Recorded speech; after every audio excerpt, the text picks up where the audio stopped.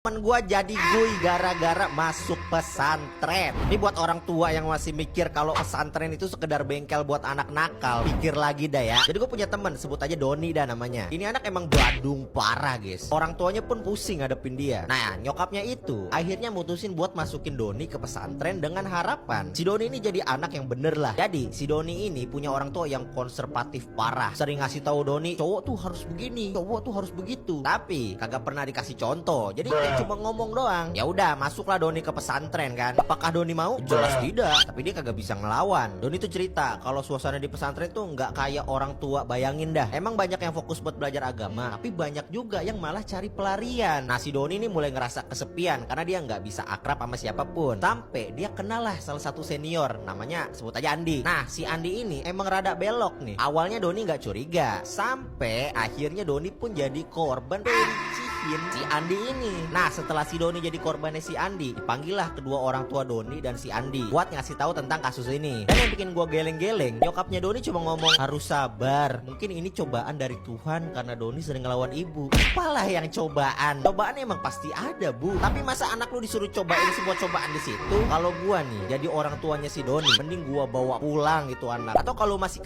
pengen tetap di pesantrenin, pindahin lah ke pesantren lain. Ya udah, akhirnya kasus berakhir damai. Pihak pesantren juga nggak mau ngebesarin masalah ini buat ngejaga nama baik pesantren. Ada lain emang ini pesantren lebih mentingin jaga nama baik daripada nyari keadilan buat santrinya sendiri. Sementara Doni ya pasti masih trauma banget lah. Semenjak masalah itu Doni pun berubah jadi orang yang beda. Dan nyokapnya Doni akhirnya menyesali keputusan yang dia buat sendiri. Karena lanjut part terakhir besok Minsky upload.